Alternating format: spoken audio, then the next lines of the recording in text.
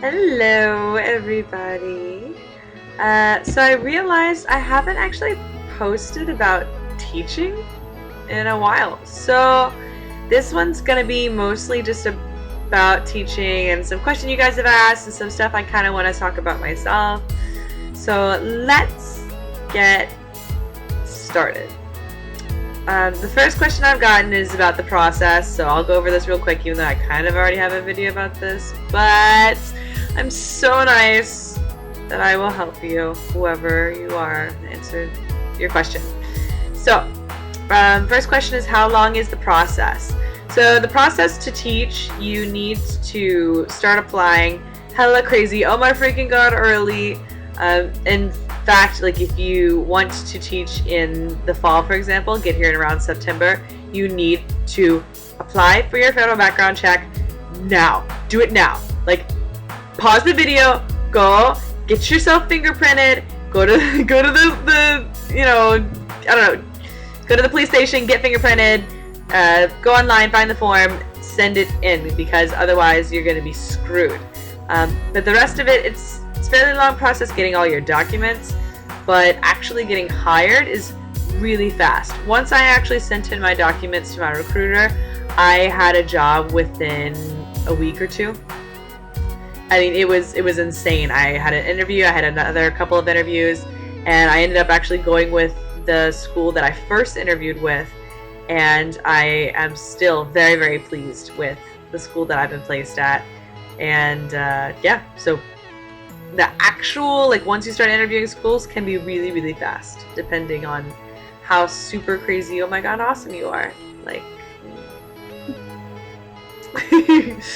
how fast over there will I be teaching? Same thing. Like, I got hired, and then like a month later, I was in Korea. So it's a pretty fast thing once you actually start talking to employers as an employee. So the next question is, do you teach all year round? Yes I do, and that includes during the summer and winter as well, instead of like when the students are, air quote, out of school, because this is Korea, so they're never really out of school, mind you, okay, but they are out of school officially, like public school. They go to Hagwons and everything. We host winter and summer camps. So when my students are off, I don't get off. I have to do camps, which are different than my normal teaching day, but they're also really, really flexible, so I think it'll be lots of fun. I'm kind of looking forward to it. And I'm actually really not that nervous about it, because I recently went to GEPIC training for summer camps. They gave us a separate training for it. And it's funny, because my situation where I teach, I don't have a co-teacher, and I don't have a book. I make my own lesson plans, and in the afternoon I cook with my students because I have ovens and things, so I teach them how to make pizza or pretzels, or next week I'm teaching cupcakes and stuff. So I have a very unorthodox position, really, and the way that they were explaining the summer camps, it's actually very similar to my regular classes. They're like, oh, you're not going to have a co-teacher, so don't be scared. I was like, not, because I've never had one. So I'm actually really looking forward to it. But yes, I do teach all year round, and that's very standard, so you should expect it. We get like 14 days off, I think, the whole year, and then we've also got a few sick days, but I haven't taken any of those yet. So. In your opinion, do you think you get paid well? Like, is a job, does it pay enough to sustain your lifestyle, whatever, really well? Okay. Yes, I do. And the reason I say this is because they also pay for my housing. So my school puts me up in the housing, and I never have to worry about rent or anything like that. So that's actually, if I were to get that in cash, it would actually boost my salary by a little bit. So I do think that I get paid perfectly reasonable about. I get the minimum for GEPIC, which is like 2 million won a month. It's like maybe a little less than $2,000 a month.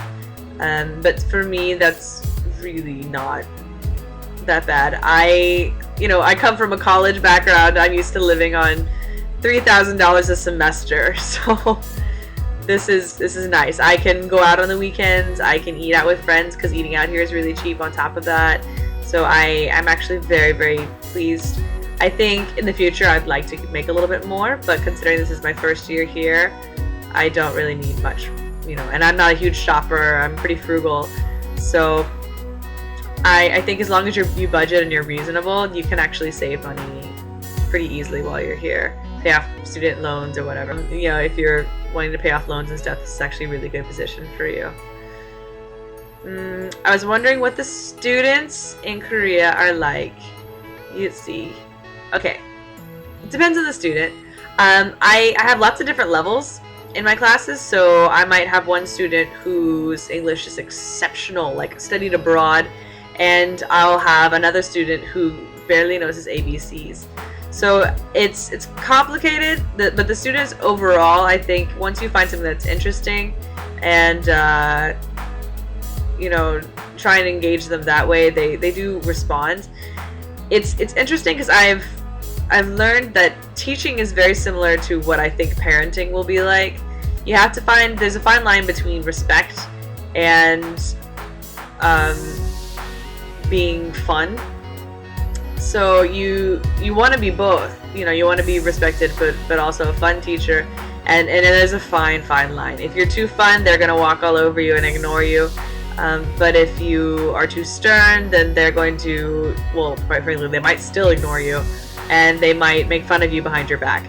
In fact, one of the best pieces of advice that I've been given and that I can give to you is, quite frankly, and I have elementary students, but learn Korean cuss words, because they're going to use them on you, especially Pabu 선생님. It basically means like the teacher's stupid. And because the kids assume that we don't know what they're saying, they'll use it literally right in front of your face, and it's a little disheartening. So you should be able to call them out on it when they use it. So learn Korean cuss words. Most of the students are respectful, but you never know, and it's best to know when the kids are basically making fun of you right to your face. But most of them are cute and sweet, and I don't want to scare you. Like I love my job. I love my students. They're the funniest things. They're the cutest things. And almost every day I go home and I'm just so in love with my job. So it's easy and wonderful, and I couldn't ask for more. I've heard that from others that Koreans generally view teachers from the West as losers who couldn't hack into their own country. Do you find this to be true? Okay. I'm not, obviously. But I have noticed that there are some weirdos here. Please, if you're a foreigner watching this, I'm not talking about everybody. Obviously, I think I'm pretty normal. The other teachers, foreign teachers at my school are pretty normal. But I have met some strange men, especially here, who, quite frankly, are very obviously socially awkward, and so they came here hoping that with the cultural difference no one would notice that they're still socially awkward. But no, there are a lot of people here who are here for fun. They're here to travel. They're here because they don't feel like entering into a career right off the bat. I'm here for all three of those things. Like, I don't really want to start a career and settle down yet. I'm very young, so for me this is a great way to travel and make money at the same time. And there are a lot of people here who are just like me, who are highly educated, very friendly, really nice people, and we just also like teaching and wanted a really good job right out of college. So not all of us, but there are some strange people here, not gonna lie, giving the rest of us bad names. And finally, why did you want to teach English in Korea? Kind of already did a video about that. And do you really love Korea, and do you really love teaching?